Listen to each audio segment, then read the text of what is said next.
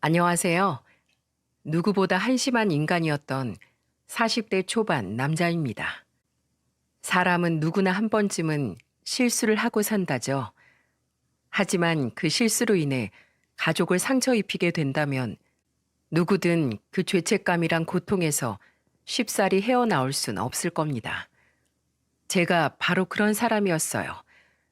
스스로의 슬픔에만 갇혀 모든 걸 잃고 절망과 자괴감에만 빠져 살았죠. 그런 제 모습에 질려 가족까지 저를 떠나갔고요. 그렇게 벌어지보다 못한 삶을 살던 저를 구해준 사람이 있습니다. 오늘 저는 제게 찾아온 은인에 대해 보다 많은 분들에게 이야기를 해드리고 싶어 이렇게 사연을 보내게 되었어요. 저는 홀어머니 아래에서 자랐습니다. 아버지는 제가 5살 때 사고로 돌아가셨고요. 홀로 저를 키우시느라 항상 밖으로 일을 하러 나가시는 어머니 아래서 형제도 없던 전 제법 외롭게 컸습니다. 때문에 전 결혼을 빨리 하고 싶었어요. 빨리 내 가정을 꾸리고 저를 닮은 아이들도 많이 낳고 싶었어요.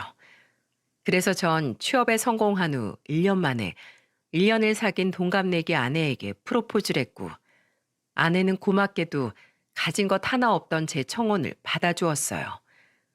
결혼 생활은 무척이나 행복했습니다. 우리는 신혼여행에서 곧장 허니문 베이비를 임신하게 되었어요. 몸이 약했던 아내는 임신 6개월 후 다니던 회사를 그만두었고요. 아내는 건강한 딸을 출산했습니다. 그때 전 출산이라는 게 그렇게 위험하고 심장 떨리는 일이라는 걸 처음 알았어요. 아내는 무려 23시간이 넘게 진통을 했습니다. 그러다 결국 마지막엔 출혈을 잡지 못해 초상을 치를 뻔했죠. 다행히 아내는 무사히 회복을 했지만 그때 전 결심했어요. 자식을 많이 낳고 싶다는 마음은 곧게 접어두기로요. 2번 다시 저렇게 괴로워하는 아내의 모습을 보고 싶지 않았거든요. 부성애라는 게 참 이상한 거더군요. 저는 드라마나 영화에서처럼 아이가 태어나면 그 순간부터 부성애라는 게 마구마구 솟아오를 줄 알았어요. 그런데 막상 아이로 인해 아내가 죽을 고비까지 넘긴 걸 떠올리자 처음엔 아이가 막 사랑스럽고 예쁘고 하진 않더라고요. 오히려 가끔은 얄밉기도 했죠. 전 그래서 제가 아빠로서 문제가 있는 사람인 건 아닌가 싶어 무척이나 걱정했어요. 걱정하지 마. 내가 인터넷에서 보니까 아빠들 부성애는 서서히 생기는 경우가 많대. 내 몸 아프면서 아기를 낳은 여자들하고는 다르게 아빠들은 자기 자식인 게 실감이 잘 안 난다나? 아내는 대수롭지 않게 제 말을 웃어넘겼습니다. 그리고 아내의 말대로 제 걱정은 전부 기우였어요. 시간이 흐를수록 저와 아내를 반씩 빼닮아가는 딸을 보면 경이로움과 가슴 벅참이 번갈아가며 제 심장을 두들겨대곤 했거든요. 딸은 하루가 다르게 무럭무럭 자랐습니다. 몸이 또래보다 조금 약해 잔병치레가 작긴 했지만 그것도 나이가 5살을 넘으니 횟수가 점점 줄어들더라고요. 약한 몸과 반대로 딸은 굉장히 야무지고 똘똘한 아이였습니다. 시간이 흘러 8살이 된 딸아이는 아내도 제게 하지 않는 잔소리를 제 뒤를 졸졸 따라다니며 늘어놓았죠. 아빠, 내가 양말 아무 데나 벗어놓지 말라고 했지? 이러면 내가 뭘 보고 배우겠어. 아니야, 소은아. 아빠가 씻고 나와서 세탁기 바구니에 넣어두려고 했어. 또, 핑계는? 아빠가 씻으러 들어가면 엄마가 와서 한숨 푹 쉬면서 가져다 놨겠지. 아빠, 자기 일은 스스로 해야지. 어린이 나도 하는데. 그래, 아빠가 미안하다. 아내는 딸에게 아무 말 못하는 저를 보며 까르르 웃더군요. 저는 나름대로 엄한 표정을 짓고 있는 딸과 소녀처럼 웃는 아내가 귀엽고 사랑스러워 마지못해 픽 웃어버리곤 했죠. 한 번은 어느 주말 놀이동산에 놀러 갔는데 청룡 열차를 한 번 타고 진이 다 빠져 벤치에 앉아있는 제게 딸이 음료수 하나를 쏙 내밀더군요. 아휴, 죽겠다. 자, 마셔, 아빠. 우와, 우리 소은이밖에 없다. 고마워, 우리 딸. 그 음료수가 어찌나 시원하던지요. 사실 전날 동창회에서 과음을 좀 했던지라 속이 좋지 않았었거든요. 딸은 새초롬한 표정으로 팔짱을 끼곤 그런 저를 물끄러미 바라보더군요. 왜? 왜 아빠를 그렇게 봐? 맛있어, 아빠? 어? 맛있냐고. 술 먹은 다음날 마시는 오렌지 주스가 그렇게 꿀맛이라며. 아빠가 그랬잖아.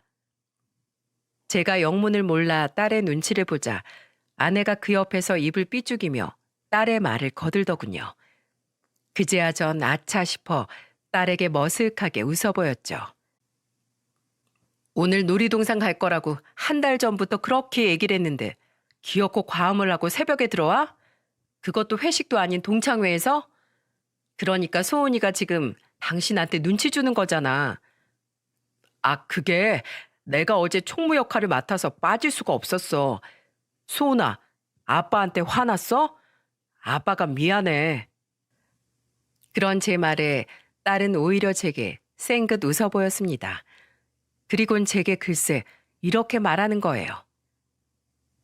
괜찮아. 아빠도 아빠의 사정이 있는 거지. 소은아, 아빠 이해해 주는 거야? 그러니까 다음부턴 아빤 이런데 따라오지 마. 알았지? 엄마랑 나랑만 실컷 재밌게 놀다 올 테니까.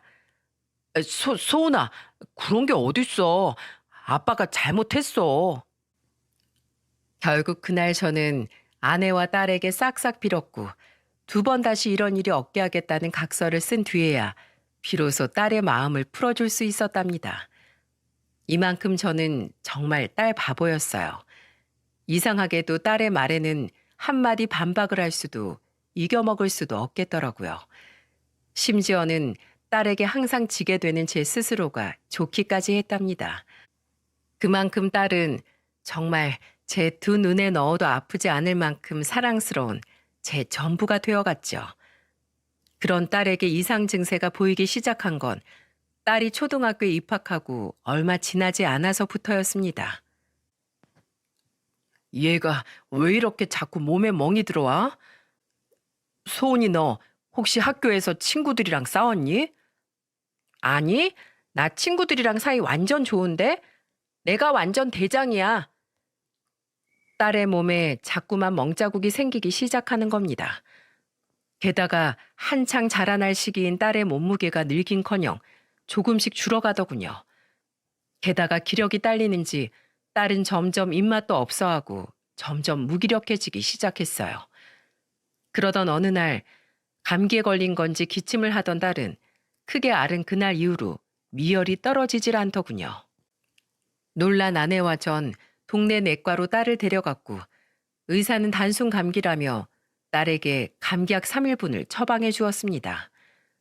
그렇게 딸에게 감기약을 먹여도 딸의 상태는 호전되지 않았고 결국 감기약을 먹은 지 3일째 되던 날 딸은 돌연 코피를 쏟아내고 말았습니다. 회사에서 일을 하던 전 아내의 전화를 받고 정말 깜짝 놀랐어요. 여보, 소은이가 갑자기 코피를 흘리는데 이게 잘 안 멎어서 좀 큰 병원에 왔어. 그 동네 내과 의사 말은 못 믿겠어서 아무래도 감기가 아닌 것 같아. 퇴근하고 불이 났게 집으로 온 저는 아내의 말에 심장이 쿵 떨어지는 걸 느꼈습니다. 아내는 병원에서 상급 병원으로 가 정밀 검사를 받으라고 했다고 말하더군요. 불안함은 결국 현실이 되었습니다. 딸은 급성 골수성 백혈병 판정을 받았어요. 그리고 더해진 의사의 말은 우리에게 굉장한 죄책감과 절망감을 안겨주었죠. 급성 백혈병 같은 경우는 빨리 치료하지 않으면 치사율이 높아집니다. 너무 늦게 왔다고 할 수는 없지만 적절한 치료 시기보다 2달은 늦게 오셨어요. 빨리 항암부터 시작해야 합니다. 상상도 못한 의사의 말에 병원에서 나오던 아내는 결국 바닥에 주저앉고 말았어요. 그런 아내를 감싸주어야 했건만 저 또한 펑펑 흐르는 눈물을 주체하지 못해 얼굴을 감싸쥐고 울었습니다. 아내는 곧바로 백혈병 치료를 잘한다는 수도권 병원을 알아보았습니다. 그리고 서울의 한 대학병원에 딸을 입원시켰고 근처에 원룸을 잡아 아내는 그곳에서 숙식을 해결하기 시작했어요. 당신 혼자 내버려둬서 미안해. 수아 백혈병은 완치율이 높다고 하긴 하지만 혹시 모르잖아. 최선을 다해야지. 그렇게 아내는 딸을 데리고 서울로 올라갔고 회사 때문에 함께하지 못한 저는 주말마다 서울로 올라가 아내와 딸을 만났습니다. 항암제를 맞으며 무균실과 1인실을 오가는 딸을 지켜보는데 정말 사람 할 짓이 아니더군요. 항암 치료를 받는 동안 딸은 계속해서 구토를 했습니다. 면역력이 떨어져 무균실이 가야 할 때면 당장에 자리가 부족할 때도 많아 최대한 청결을 유지하며 1인실에서 버텨야 했죠. 어느 날은 구토를 하다 지쳐 잠든 딸의 앞에 앉아 울고 있는데 언제 잠에서 깼는지 딸이 제게 말을 걸더라고요. 아빠, 울어? 우리 소은이 왜 깼어? 겨우 잠들었는데 더 자지. 아빠, 엄마는? 엄마, 잠깐 집에 자러 갔어. 오늘은 아빠랑 있자, 우리 딸. 딸은 아내가 곁에 없다는 말에 제게 이렇게 말하더군요. 그 말을 듣는데 더 이상은 눈물을 애써 삼킬 수가 없겠더라고요. 아빠, 미안해. 내가 아파서 엄마 아빠가 많이 힘들지? 나 다 알아. 엄마 맨날 아닌 척 하는데 엄마 화장실만 갔다 오면 두 눈이 새빨개져 있어. 아빠, 나 빨리 나을게. 치료받는 거 솔직히 너무 아픈데 나 열심히 참고 있어. 내가 빨리 나아야 엄마 아빠도 나 때문에 더 이상 울 일이 없을 거잖아. 그렇지? 아빠, 나 잘하고 있는 거 맞지? 그럼 우리 소은이 아주 잘하고 있지. 소은아, 아빠랑 엄마는 소은이가 빨리 나을 거라고 믿어 의심치 않아. 그래도 소은이 아픈 걸 보는 게 마음이 아프니까 그만큼 소은이를 사랑하니까 이렇게 눈물이 나는 거야. 어, 그래도 너무 많이 울지는 마, 아빠. 밥은 먹고 다니는 거야? 아빠 얼굴에 살이 쏙 빠진 것 좀 봐. 면도도 제대로 안 하고. 내가 뭐라 그랬지? 항상 깔끔하게 하고 다녀야 마음도 깔끔해지는 거라고. 우리 똘똘한 공주님이 그랬지. 아픈 와중에도 자신보다 제 걱정을 하고 저를 보며 잔소리를 하는 딸의 모습을 보는데 가슴이 찢어지는 것 같았습니다. 그래도 저와 아내는 소아 백혈병은 완치율이 높다는 주위의 말을 듣고 하루하루 희망을 잃지 않고 버텼어요. 언젠가 완치되어 다시 함께 살게 될 딸과의 미래를 위해 저는 힘들고 슬픈 와중에도 이를 악물고 회사 생활을 이어나갔죠. 수많은 치료비를 감당해내야 했으니까요. 하지만 딸의 투병 생활은 그리 길게 이어지지 않았습니다. 병원에 입원한 지 8개월 만에 딸은 결국 짧은 생을 마감하고 말았거든요. 항암 치료를 받던 중 갑자기 증세가 악화된 딸은 무려 2달을 소아 중환자실에서 보냈습니다. 제 마지막 기억 속의 딸은 아파하고 있지도 울고 있지도 웃고 있지도 않았어요. 그저 창문 하나 없는 그곳에서 무척이나 답답해하며 힘겨워했던 모습, 그게 제가 마지막으로 기억하는 딸의 모습이었습니다. 소은아, 안 돼. 제발 가지 마. 이 엄마 두고 가지 마. 제발. 엄마, 내 새끼 어떡해. 저기 뜨거운데 혼자 들여보내면 무서울 텐데 내가 같이 가줘야 해. 9살의 문턱을 넘기지 못하고 떠난 딸이 화장터에 들어갈 때 아내는 주먹으로 유리창을 두들기며 오열을 했어요. 딸이 투병하는 사이 8kg이나 빠진 아내의 주먹질은 나약하기 짝이 없었어요. 마치 떠나는 딸아이의 영혼을 잡아둘 수 없듯 아내의 몸짓은 무력했죠. 저는 불길 속으로 들어가는 딸의 작은 관을 보며 서서 엉엉 울기만 했습니다. 아내의 말처럼 딸의 가는 길이 외롭지 않게 함께 불길 속으로 뛰어들고 싶었죠. 허무하게 딸을 떠나보내고 집으로 돌아온 아내와 저는 서로 아무 말도 나누지 않았습니다. 아니, 입을 뗄 수가 없었어요. 무슨 말이라도 입 밖으로 내는 순간 눈물이 터져 흐를 것 같았거든요. 먼저 화장실로 간 아내는 1시간이 넘도록 밖으로 나오지 않았습니다. 아내는 최대한 소리를 참으려고 한 것 같지만 아내의 오열하는 소리는 화장실을 넘어 온 집안으로 퍼져나갔어요. 그 소리를 듣는데 저는 우습게도 딸아이가 아내 울음소리를 들으면 너무나도 속상해할 것 같더군요. 그래서 저는 아무도 없는 딸의 방문을 조용히 닫아주었어요. 이후 전 눈만 뜨면 술을 찾기 시작했습니다. 아무것도 하지 않고 가만히 있으면 미쳐버릴 것 같았어요. 그렇다고 회사에 나가 일을 하자니 딸이 세상을 떠난 마당에 제가 대체 뭘 위해 돈을 벌어야 되나 싶더군요. 회사에 휴직계를 냈던 전 결국 그 길로 퇴사를 하게 되었습니다. 그렇게 반년이라는 시간이 흘렀어요. 그동안 아내와 저의 사이는 틀어질 대로 틀어지게 되었죠. 물론 원흉은 전부 저였고요. 저는 아침부터 눈만 뜨면 주방으로 가 술을 찾았습니다. 그리고 술에 취해 잠이 들었다가 눈을 뜨면 또 술을 마시고 또 술에 취해 잠이 들고의 반복이었죠.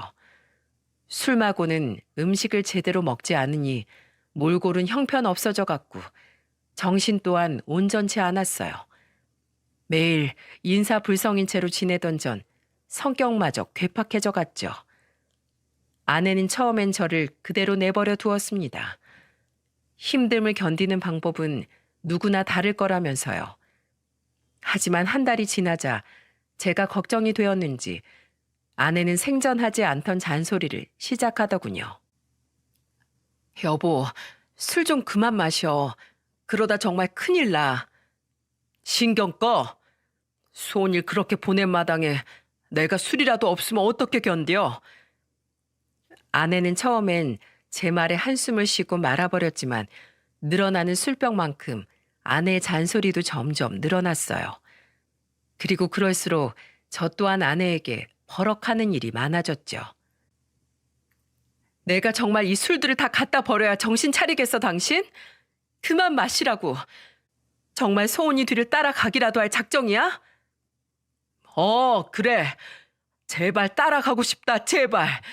나 좀 내버려둬. 왜 이렇게 잔소리야? 먼저 간 소은이 흉내라도 내는 거야?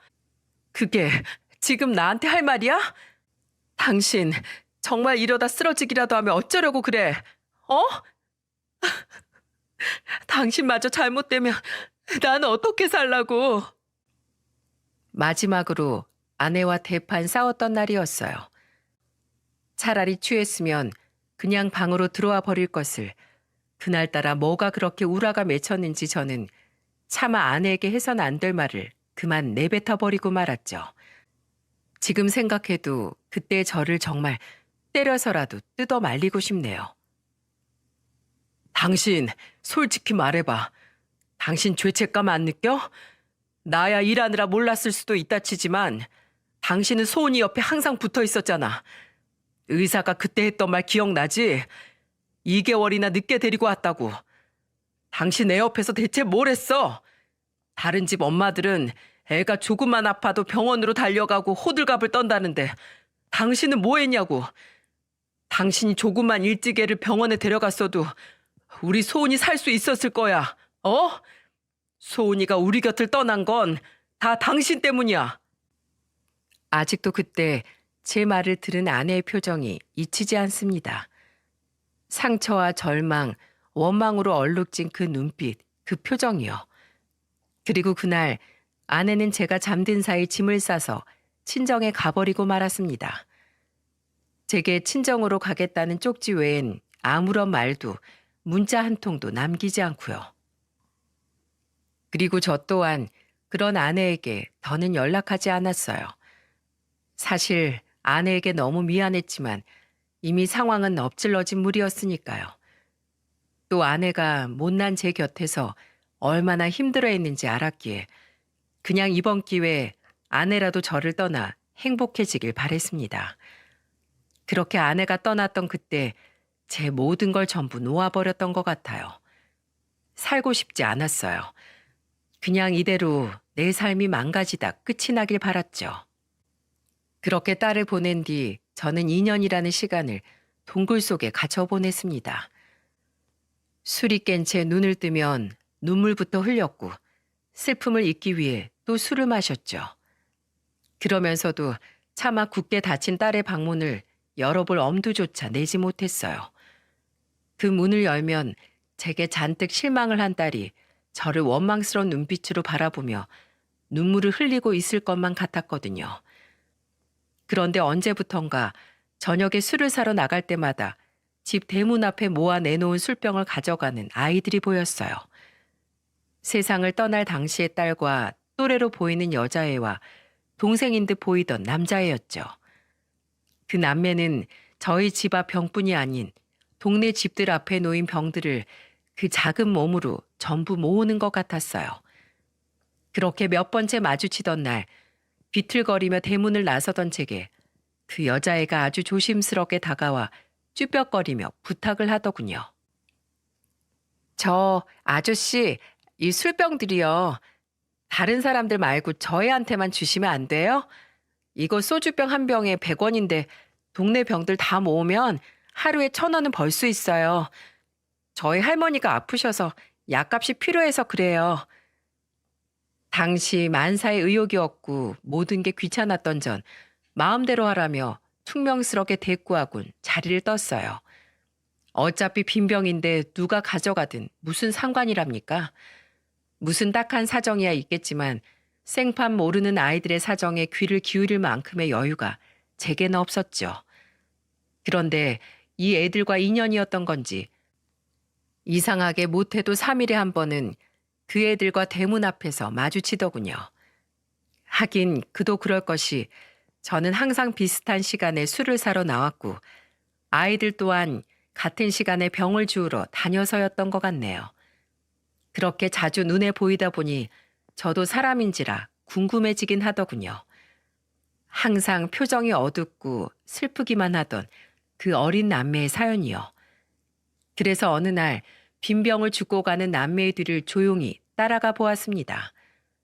그리고 아이들이 도착한 곳은 상상을 초월하는 곳이었어요. 남매가 사는 집처럼 보인 그곳은 낡고 허름한 컨테이너였습니다. 더운 여름이라 열어놓은 건지 반쯤 열린 창문이 보이더라고요. 아이들이 그 집으로 들어가고 나서 저는 잠시 고민을 하다 창문 틈새로 집안을 훔쳐보게 되었습니다. 그곳엔 바닥에 깔린 더러운 이불 위에 할머니 한 분이 누워 있었어요. 그리고 막 신발을 벗은 여자애는 곧장 그 할머니에게 다가가 이렇게 말하더군요. 할머니는 거동이 불편한지 이불에서 겨우 몸만 일으켜 남매를 맞이했고요. 할머니, 괜찮아요? 약은 드셨어요? 오냐, 먹었다. 내 새끼들 오늘도 병 주워온 거야? 할미가 그런 거 하지 말랬잖니. 너희가 이 할미 때문에 너무 고생이 많다. 미안하구나. 둘 다 학교는 다녀온 거야? 그럼요. 우리 걱정은 마세요, 할머니. 그런데 아무리 둘러봐도 그 집엔 화장실처럼 보이는 곳도 음식을 해먹을 만한 곳도 보이지 않았어요. 집 한 구석에 컵라면 그릇이 몇 개 쌓여 있는 걸 보니 간편식으로 끼니를 때우고 있는 것 같더군요. 그리고 조금 떨어진 곳에 낡은 공중 화장실이 하나 있었는데 아마 그곳에서 볼 일이나 간단한 세안 등을 하지 않았나 싶더라고요. 그 모습을 보고 저는 조용히 집으로 돌아왔습니다. 집으로 돌아와서 가만히 천장을 보고 누워 있는데 오만 가지 생각이 들더군요. 딸을 잃고 세상의 온갖 불행은 혼자 다 떠안은 듯 무기력하게 사는 저와 누가 봐도 부모가 없는 듯 했지만 어떻게든 아픈 할머니를 보살피려는 그 어린 남매가 무척이나 비교가 되었죠. 굉장한 충격과 자괴감이 밀려왔습니다. 너무 부끄러워서 참을 수가 없었어요. 그리고 그날 밤 세상에 응석을 부리려 1,000원이 넘는 술병을 따는 제 자신이 부끄러워져 저는 아주 오랜만에 술을 마시지 않고 잠에 들었습니다. 그렇게 저는 며칠간 술을 마시는 대신 남매의 집을 몰래 찾아가 살폈어요. 일주일 동안 무려 5번이나 말이죠. 남매의 일상은 매일 같았습니다. 학교가 끝나면 손을 잡고 동네를 돌며 빈병들을 수거했고 그것들을 동네 마트에 가져다가 판 후에 집으로 돌아가 할머니의 밥을 챙기더군요. 아이들의 모습을 보며 저는 변해가기 시작했어요. 아침에 눈을 뜨고 씻은 후 남매 학교 시간에 맞춰 집을 나섰죠. 눈을 뜨고 할 일이 생기니 점차 술도 찾지 않게 됐어요. 그렇게 몰래 남매를 지켜보며 고민을 하던 저는 드디어 용기를 내어 남매의 집으로 찾아갔습니다. 제가 문을 두드리자 남매 중 누나인 것 같은 여자애가 문을 빼꼼 열더군요. 술병 많은 집 아저씨다. 아저씨, 여긴 어떻게 알고 오셨어요? 요즘엔 소주병 집 앞에 없던데. 지나가다가 너희가 이 집에 들어가는 걸 봤어. 그리고 아저씨 요즘은 술 안 먹어. 그랬구나. 잘했어요. 아저씨도 건강 챙기셔야죠. 여자애와 의미 없는 대화를 나누고 있으니 집안에서 할머니가 몸을 일으켜 저를 쳐다보더군요. 저는 할머니의 말에 얼른 인사를 했어요. 누구세요? 안녕하세요. 저 애들이 매일 소주병 가져가던 집 주인이에요. 애들이 너무 열심히 사는 모습을 보고 무슨 사정이 있는지 궁금해서 한번 찾아와 봤습니다. 애들 모습이 너무 딱해 보여서 혹시라도 제가 도울 수 있는 일이 있나 싶어서요. 왜 아저씨가 우리를 도우려고 하세요?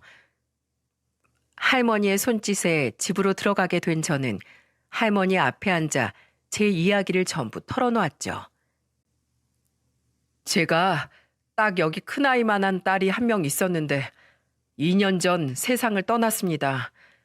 그래서 이 아이를 보면 제 딸 생각이 나더라고요. 그래서 제가 매일같이 술을 마시고 폐인처럼 살았는데 이 아이들을 보고 제가 배운 게 많습니다. 이 어린 나이에 빈병을 모아다 판 푼돈으로 아픈 할머니를 돌보고 있는 이 아이들이 얼마나 대단하고 존경스럽습니까? 이 아이들을 보고 제가 다시 이 세상을 어떻게 살아가야 할지 생각해 보게 되었어요. 그래서 실례지만 할머니, 아이들 부모님은 지금 다 안 계신 건가요? 제 말에 할머니는 갑자기 눈물을 흘리더니 에휴 하며 지난 이야기를 시작하셨죠. 그 사연이라는 것이 아직 어린 아이들에겐 참 잔인한 내용이더라고요. 우리 아들이 사업을 하다 전 재산을 말아먹고 연신 술만 푸다 간암에 걸려 세상을 떠났다오. 아들이 땡전 한 푼 남기지 않고 세상을 떠나니까 며느리마저 자기 새끼들을 우리 집에 버려두고 도망을 갔지요. 우리 손녀 초원이가 5살일 때부터 나 혼자 어떻게든 이 애들 먹여 살리려고 노력했는데 이 늙은 몸뚱이가 그걸 따라주지 못하고 금방 노새에 버립디다. 지금은 허리고 다리고 너무 아파서 어떻게 거동조차 하기가 힘이 들어요. 결국 돈이 없어서 전세로 살던 집도 내놓고 살 길이 막막했는데 우리가 너무 딱해 보였는지 나 아는 분이 여기서라도 지내라고 컨테이너를 마련해 줬지요. 나는 이미 살 만큼 살았다 치더라도 우리 초원이 대준인 아직 10살, 8살밖에 안 됐는데 볼 때마다 너무 죄스럽고 딱해서 내 어쩔 줄을 모르겠어요. 제대로 걷지도 못하는 할머니와 아직 초등학교 저학년인 손주들. 예성보다 더 딱한 그들의 사정을 들으니 제 마음이 다 미어지더군요. 할머니, 일단 병원에 가셔야죠. 병원은 마지막으로 언제 가셨어요? 병원은 무슨 병원이에요? 돈도 없는데. 그럴 돈이 있으면 애들 밥이라도 한 끼 더 사 먹여야지요. 할머니의 말에 애들은 또 왜 그런 말을 하냐며 할머니를 자꾸 울더군요. 저는 그날 이후 며칠 동안 그 집에 먹을 것들을 사가지고 갔습니다. 할머니는 그때마다 제게 미안해하셨고 아이들 또한 처음엔 제 눈치를 보다가 나중엔 저를 문 앞에서 기다리고 있더라고요. 그렇게 일주일이 지난 어느 날이었습니다. 피자를 사들고 그 집에 간 저는 그날도 미안해하는 할머니의 손을 잡고 이렇게 말했어요. 할머니, 제멋대로 일을 하나 벌였는데 꼭 제 마음을 받아주셨으면 좋겠어요. 그게 무슨 말이오? 그리고 저는 할머니께 일주일간 고심 끝에 제가 했던 행동들을 털어놓았어요. 할머니, 저희 집 근처에 제가 방 2개 딸린 5천만 원짜리 전셋집 하나 구해놨어요. 우선 그곳으로 거처를 옮기시고 당분간 애들은 제가 돌볼 테니 할머니 병원에 입원해서 치료를 받으셨으면 해요. 할머니, 초원이 대준일 보면 먼저 간 제 딸이 너무 떠올라요. 부모 같은 마음으로 저 아이들을 부디 제가 돕게 해주세요. 적어도 애들은 조금 더 나은 환경에서 키우셔야죠. 제 말에 할머니는 눈물을 뚝뚝 흘리셨고 제 손 위에 자신의 손을 포개며 엉엉 우셨습니다. 연신 고맙다는 말과 함께 말이죠. 딱히 쌀짐도 많이 없던 터라 다음날 할머니와 남매는 제가 마련한 2층 전셋집으로 곧바로 이사를 할 수 있었어요. 거동이 불편하신 할머니를 안고 2층으로 향한 저는 잔뜩 들뜬 아이들을 보며 아주 오랜만에 한박 웃음을 짓게 되었어요. 와, 누나, 이것 봐, 화장실이야. 우리 이제 공중 화장실 안 가고 매일매일 씻을 수 있겠다. 그치? 대준아, 여기 가스레인지도 있어. 우리 이제 컵라면 말고 그냥 라면 끓여 먹을 수 있겠다. 그죠, 할머니? 너무 좋아하는 모습을 보니 일을 쉰 지 오래되어 더 좋은 걸 해줄 능력이 없던 제가 한편으론 원망스럽더군요. 할머니와 남매의 이사를 마친 전 그 길로 할머니를 정형외과로 모셨습니다. 관절이 많이 약해져 있던 할머니는 한 달간 입원 치료를 받아야 했어요. 당시 시국 때문에 마음대로 입원실로 드나들 수 없던 저는 아이들 걱정은 마시고 마음 편히 치료받고 오시라며 할머니를 안심시켰죠. 이후 저는 할머니와 약속한 대로 쌀이며 반찬이며 아이들의 집에 아낌없이 날라다 줬습니다. 라면밖에 끓일 줄 모르는 아이들을 대신해 밥도 해주고 찌개도 끓여주며 자주 저녁 식사를 함께 하기도 했죠. 한 달 후 할머니가 퇴원하고 나서도 저는 끊임없이 그 집을 오갔습니다. 아이들과 할머니는 제게 고맙다고 말을 했지만 오히려 감사한 건 저였어요. 눈을 뜨면 매일같이 그 집에 드나들며 남매를 챙기고 할머니를 챙기는 일이 제 삭막한 삶에 얼마나 큰 생기를 불어넣어 줬는지 모릅니다. 그러던 어느 날이었어요. 여느 때처럼 그 집에서 저녁 식사를 하는데 초원이가 제게 그러더군요. 아저씨, 혹시 건강검진 같은 거 받아보셨어요? 술을 많이 먹는 어른들은 암 같은 거 걸리던데. 간암으로 세상을 떠났다던 아이들 부친의 이야기가 떠올랐습니다. 그래서 저 어린애가 암이니 건강검진이니 하는 말을 아는 것 같았어요. 초원이의 말이 뜬금없었지만 그 말을 듣고 생각해보니 건강검진을 받은 지 정말로 꽤 오래되었더군요. 그러고 보니 요새 자꾸 안색도 노래지고 속도 더부룩한 것이 마음에 걸렸죠. 우리 초원이 그런 것도 알아? 신경 써줘서 고마워. 아저씨가 한번 검사 받으러 가볼게. 그런 것 좀 알아서 좀 하세요. 아저씨 어른인데 어린이를 이렇게 걱정시키면 되겠어요? 순간 웃음이 났어요. 어린 것이 제게 훈계를 하는 모습이 꼭 야무지던 제 딸 소은이 같았거든요. 저는 그런 초원이의 말에 알았다며 머리를 쓰다듬어 주었죠. 하지만 워낙에 건강 불감증이 몸에 배었던지 저는 초원이의 말을 까맣게 잊어버리고 말았습니다. 그러자 며칠 뒤, 그리고 또 며칠 뒤에도 초원이는 저만 보면 건강검진이란 말을 하며 저를 보챘어요. 아저씨, 건강검진 받았어요?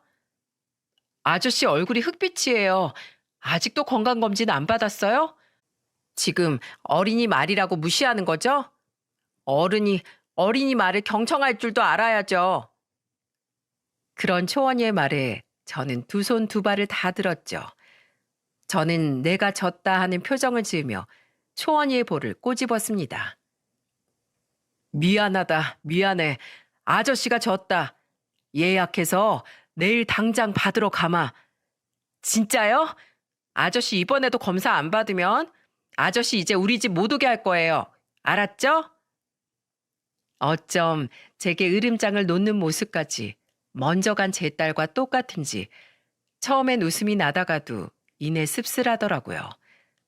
제 딸이 건강하게 컸으면 딱 저런 모습으로 제 눈앞에 앉아 있을 것 같아서 말입니다. 저는 다음 날 약속대로 동네 종합병원으로 가서 종합검진을 받았습니다.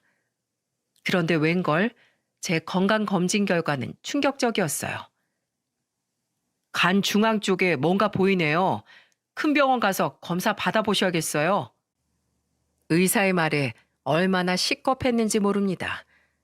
저는 의사의 소견서를 받아 상급 병원에서 정밀 검사를 받았고 그 결과 간암 2기 판정을 받게 되었어요. 정말 청천벽력 같은 소리였습니다. 제 스스로를 망가뜨리던 2년 사이 그걸 견디지 못한 제 몸은 속에서 종양을 키워내고 있었던 거예요. 간암은 본디 거의 증상이 없어 3기나 4기쯤 발견되는 것이 흔한 일일 정도로 무서운 병이라고 의사가 이야기를 하더군요. 초원이의 체근이 아니었으면 저는 아무것도 모른 채 조용히 종양을 키워갔겠죠.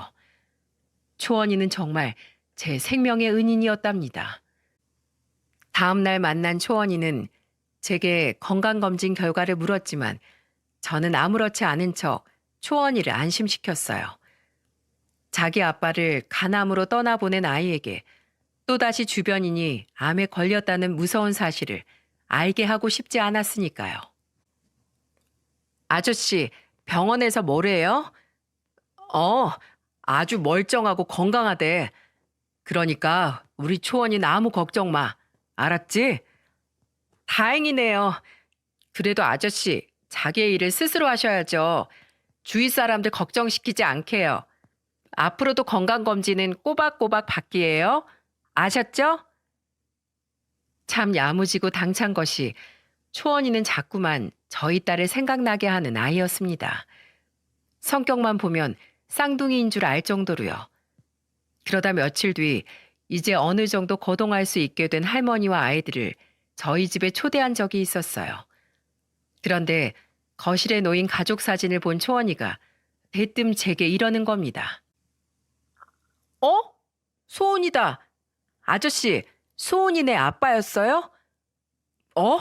너 소은이를 알아? 네, 저 소은이랑 같은 반이었어요. 학기 초에 저랑 엄청 친했는데, 근데 입학한 지 얼마 안 돼서 소은이가 아파서 학교에 못 나왔잖아요. 정말 깜짝 놀랐습니다. 하긴 예전부터 같은 동네에 살았으니 학교가 같을 법도 했더라고요. 게다가 나이까지 같았는데 왜 둘이 같은 학교를 나왔을 거라고 여태 생각을 못했나 싶을 정도였죠. 저는 차오르는 눈물을 참지 못하고 초원이에게 물었어요. 정말 네가 소은이랑 같은 반이었어? 우리 소은이 학교에선 어땠니? 친구들하고도 잘 지냈어? 네, 나중에 소은이 소식 듣고 엄청 반 애들이랑 얼마나 울었는지 몰라요. 소은이 소식 들은 날 1교시엔 수업 안 하고 반에서 다 같이 소원이 명복을 빌어주는 시간도 가졌어요. 저는 초원이의 말을 듣고 엉엉 소리내어 울었습니다. 딸이 세상에 있었다는 흔적을 발견한 것 같아 벅차오르기도 했고 가슴이 찢어질 것도 같았어요. 아프기 전 저를 쫓아다니며 잔소리를 하던 딸의 웃는 모습이 떠올라 서글펐죠. 당황한 할머니와 대준이는 조심스럽게 제게 다가와 제 등을 두드려 주었습니다. 저는 눈물을 멈추지 못하고 초원이를 끌어안았죠. 잠시 머뭇거리다 마찬가지로 저를 꼭 안아준 초원이는 제게 이렇게 말했어요. 아저씨가 저희 가족을 살려주셨잖아요. 저도 아저씨 옆에서 아저씨한테 힘이 돼주고 싶어요. 아저씨, 어른이라고 해서 어린애들한테 기대면 안 된다는 법은 없잖아요. 언제든 힘드실 때 지금처럼 저 꼭 끌어안고 울고 싶은 만큼 우세요. 제가 소원일 대신해서 아저씨 꼭 지켜줄게요. 아니다. 나를 살린 건 바로 너희야. 오히려 이 아저씨가 고맙다. 참 오랜만에 그 조그만 품에 안겨서 얼마나 울었는지 모릅니다. 기껏 끓여놓은 찌개가 식고 기름이 둥둥 뜰 때까지 저는 눈물을 그치질 못했어요. 이후 저는 초원인의 가족 몰래 열심히 치료를 받기 시작했습니다. 다행히 이기였어도 극초기에 발견되어 따로 전이된 곳도 없어 저는 간 절제술을 받게 되었어요. 수술은 성공적이었고 이후엔 통원으로 항암 치료를 받으며 열심히 몸을 회복하고 있습니다. 이 아픈 치료를 어린 몸으로 견뎌냈을 우리 딸을 생각하면 가끔 마음이 미어지기도 하면서 말이에요. 그리고 얼마 뒤 저는 이력서를 다시 돌리기 시작했고 다행히 전 직장에서의 평이 좋아 동종업계 다른 회사로 금방 이직할 수 있었습니다. 취업 발표가 난 날 저는 용기를 내어 처갓댁에 찾아갔어요. 갑작스런 저의 방문에 장모님도 아내도 놀라긴 마찬가지였죠. 저는 놀란 장모님과 아내 앞에서 털썩 무릎을 꿇고 용서를 빌었습니다. 장모님, 제가 잘못했습니다. 여보 미안해. 내가 등신천치였어. 내가 내 슬픔에만 갇혀서 당신 상처는 돌보지도 못했던 거야. 내가 그렇게 당신한테 말했으면 안 됐다고. 당신 나가고 나서 너무 후회했는데 그때 난 차라리 당신이 나를 떠나서 행복하게 살길 바랬어. 당신한테 필요한 건 바로 같은 아픔을 공유하고 살아가 나였을 텐데 말이야. 여보, 지금이라도 나 한 번만 용서해 주면 안 될까? 나 정말 정신 차렸어. 직장도 다시 구했고 술도 끊었어. 그런데 단 한 사람, 당신만은 내가 아무리 잊어보려고 해도 잊을 수가 없어. 제발 내가 살면서 당신에게 준 상처 어떻게든 갚을 수 있게 한 번만 날 받아줘. 아내는 그런 제 말에 아무 말 없이 눈물을 뚝뚝 흘리더군요. 그리곤 생각을 해보겠다며 저를 돌려보냈죠. 그렇게 일주일이 지난 후 아내는 짐을 싸들고 다시 집으로 돌아왔습니다. 놀라서 눈이 휘둥그레진 저에게 아내가 이렇게 말하더군요. 마지막이야. 나한테 또 그러면 이번엔 정말로 이혼 서류에 도장 찍을 줄 알아. 정말로 고마워 여보. 내가 잘할게. 이후 아내는 제가 암에 걸렸다는 사실을 알고 그러게 술 좀 그만 먹으라고 했지 하며 제 등짝을 마구 후려쳤지만 저는 변태처럼 실실 웃으면서 아내의 매를 맞았어요. 이렇게 걱정해줄 아내가 제 옆에 다시 있다는 것 자체가 너무나도 기뻤거든요. 그렇게 벌써 3년이라는 시간이 지났네요. 저는 몸이 많이 회복되어 아직 완치 판정을 받지 못했지만 이제 등산도 할 수 있을 정도로 건강해졌어요. 초원이네의 사정을 들은 아내는 이젠 저보다도 더 초원이와 대준이를 자식 대하듯 살갑게 챙겨주곤 한답니다. 특히 대준이는 이제 아예 은근슬쩍 아내에게 엄마라고 부르곤 해요. 아내도 싫진 않은지 그래 아들 하고 대답해 주곤 하죠. 그리고 아직 거동이 불편한 할머니 또한 자신의 친노모 모시듯 깍듯하게 챙겨주는 것이 얼마나 고마운지 모르겠습니다. 하늘에서 내려온 천사가 따로 없어요. 머리가 좋은 초원이는 얼마 전 고학년을 대상으로 열린 독후감 대회에서 상을 받았어요. 어쩐지 어릴 때부터 어휘력이 좋더라니 아마 나중에 유명한 작가가 되는 건 아닌가 싶어 벌써부터 기대가 되는 요즘입니다. 내년에 중학교에 들어가게 되면 논술 학원이라도 보내줘야겠다고 아내와 상의를 했을 정도로요. 그리고 저와 제 아내 사이에 아주 기쁜 소식이 있답니다. 바로 제 아내가 늦은 나이에 임신에 성공을 한 거예요. 처음엔 아내가 아이를 가지고 싶다고 했을 때 저는 예전 아내의 모습을 떠올리며 극구 반대를 했었습니다. 그런데 이번엔 아내가 영 고집을 꺾지 않더라고요. 아무리 아팠어도 내 자식을 품에 안는 순간 그 아팠던 기억 같은 건 다 날아가 버려. 우리 더 늦기 전에 시도해보자. 어? 한 번만 더 소은이처럼 천사 같은 아이를 내 품에 안아보고 싶어. 결국 전 아내의 고집을 꺾지 못했죠. 대신 노산이라 더욱 조심해야 할 아내가 안정을 취할 수 있게 요즘은 제가 집에 들어올 때까지 아내에게 손에 물 한 방울 묻힐 생각하지 말라고 엄포를 놓곤 합니다. 여기까지가 제가 겪었던 제 은인들에 관한 이야기였어요. 이 아이들이 없었더라면 제가 지금 어떻게 살고 있었을지 모르겠네요. 아마 암이 악화되어 이미 이 세상에 없을 수도 있겠죠. 아내에게는 평생 제대로 된 사과 한 번 못한 채로요. 저는 요즘 그 어느 때보다도 충만한 하루하루를 살아가고 있습니다. 더욱 빛나는 모습으로 자랄 두 남매와 곧 만나게 될 새 생명을 떠올리며 아주 열심히 일을 하고 있죠. 삶이라는 게 평생 누군가에게 불행만을 짊어지게 하진 않는 것 같네요.